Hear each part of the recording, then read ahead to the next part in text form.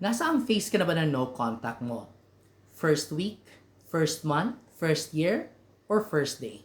If you're having a hard time with no contact, because I understand, it's never going to be easy to let go of the person who you hold dearly in your heart. Pero tanggapin na natin, babe. Sometimes there are just things that's not meant for you. Alam niyo ba yung passerby theory? It simply means that merong mga tao dito sa mundo na mai-experience natin, dadaan sa buhay natin, but they're not meant to stay. Kasi nga, they were given to us in order for us to learn and be better. In order for us to develop and mature.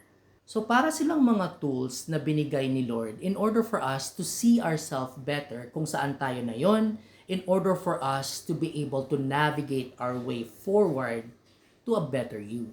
But this doesn't eliminate the fact that no contact is never going to be easy. And there's no word to describe the whole process.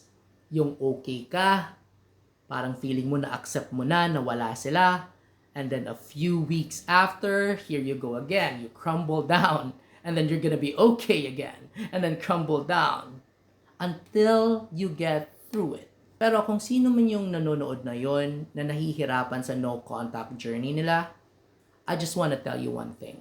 If something in your life is not meant for you, God will remove it. And if it's something that's meant for you, God will plant it in.